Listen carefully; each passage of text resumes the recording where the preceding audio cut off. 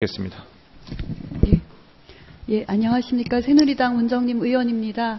예, 이성호 후보자께서는 30여 년간의 또 법관 생활을 하셨지만 또 국가인권위원장이 되신다면 그 많은 경력 못지않게 정말 중요한 역할을 하시게 된다. 이런 책임감 이런 걸 가지고 이 자리에 섰을 것으로 생각합니다. 그런 의미에서 제기되는 문제점과 관련해서 질의드리겠습니다. 인권 전문성이 있으시냐, 인권 의식이 있느냐, 또 사법부의 독립성과 관련해서 또 어떤 생각을 갖고 계시느냐, 뭐 이런 부분들이 있겠죠, 그죠? 예. 그 후보자께서는 그 인권 보호의 핵심은 무엇이라고 생각하십니까?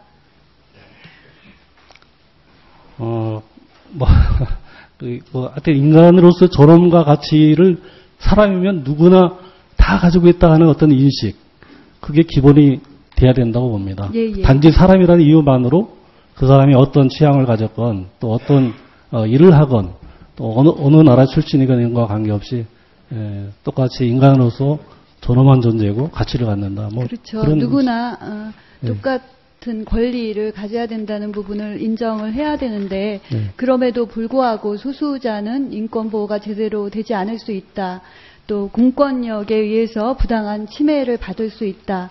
이런 부분에 각별히 이제 관심을 갖고 인권위원장으로서 역할을 하셔야 되겠죠, 그죠? 네, 그래서 그렇습니다. 인권위원장으로서의 전문성과 소신이 있느냐, 뭐 이런 지적들이 있었던 것 같습니다.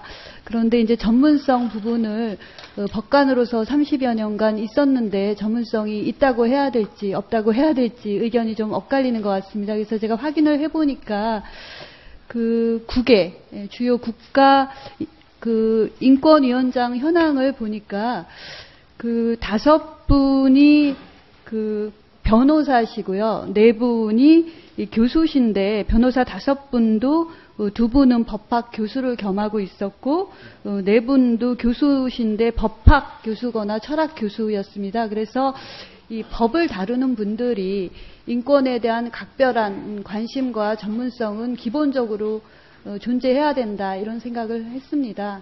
예, 인정하십니까? 예, 법이 결국은 사람의 인권을 보호하기 위해서 있는 것입니다. 예.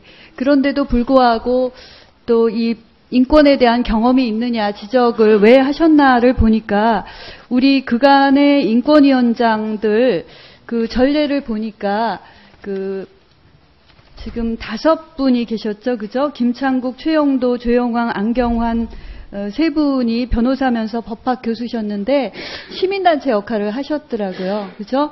마지막 현병철 교수님께서는 법학 교수만 하시다가 인권위원장을 하셨고 그래서 시민단체에서 어떤 역할을 맡았느냐 뭐 소통을 했느냐 이런 부분을 또 중요하게 생각하는 부분도 있는 것 같습니다. 근데 그래서 저는 후보자께서 그런 경험이 없었나 이렇게 보니까 사실은 판사로서 시민단체 어떤 공적인 역할을 맡기는 조금 어려웠을 것 같고 소통은 하셨나 좀 찾아보니까 시민사법위원회의 자문 또 시민명예법관제도를 전국으로 최초 시행했다. 뭐 이런 것들이 있네요. 그렇게 하셨습니까? 네, 제가 그 부분에 대해서는 좀 소신을 가지고 남부법원에서도 그러고 부임하자마자 소통협력위원회라는 걸 그것도 전국 최초로 만들었습니다. 예. 그래서 변호사와 판사는 위치가 좀 다르기 때문에 시민단체에서 어떤 대표적인 역할을 맡으시기는 어려웠겠지만 이런 소통 문제를 계속 하셨다면 인권위원장으로서 독립성을 지키면서도 그 소수자 보호를 위해서는 숨어있는 소수자 인권을 위해서 뭐 시민사회와의 소통도 필요하다 이런 말씀을 드립니다. 예. 네, 앞으로 열심히 하겠습니다. 예. 그리고 또 하나는 그 법관으로서 이제 국가인권위에 가는 것이 일반 행정부처로 옮기는 것이냐 옮기는 것이 아니냐 이런 지적이 있었는데 그 소명하실 때 사실 국가인권위는 헌재나 중앙선관위처럼 합의체의 독립적인 국가기구다라고 말씀하셨잖아요. 네. 그러면 독립적인 국가기구인 만큼 독립성을 유지하기 위한 많은 노력을 하셔야겠죠?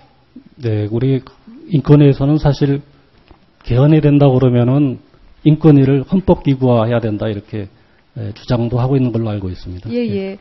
그 마지막으로 뭐 여러 가지 말씀드릴 게 있는데 사실은 소시인을 제가 갑자기 이 자리에서 파악하기는 어렵습니다. 그래서 판결문을 찾아봤는데요. 아람의 사건의 판결문에 이런 말씀을 하셨더라고요. 그래서 다시 한번 이 부분을 좀 되새겨 보시면 인권위원장으로서의 역할을 좀 더 잘 할 수 있지 않겠나 이렇게 해서 읽어드리겠습니다. 그 본인이 하신 판결문인데요. 법관이 수행하는 법치주의 여러 과제 중 소수자 보호는 핵심적 과제이다. 그 뜻은 절대 권력자나 힘을 가진 다수가 진실에 반하는 요구를 하더라도 법원은 진실을 말하는 힘없는 소수의 편이 되어 그러한 소수를 보호해야만 한다. 이렇게 하셨습니다. 어떻게 생각하십니까? 당연히 그렇게 해야 된다고 생각을 합니다. 예.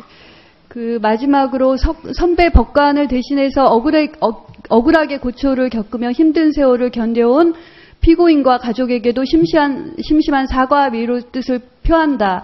이 부분이 아람의 사건 제10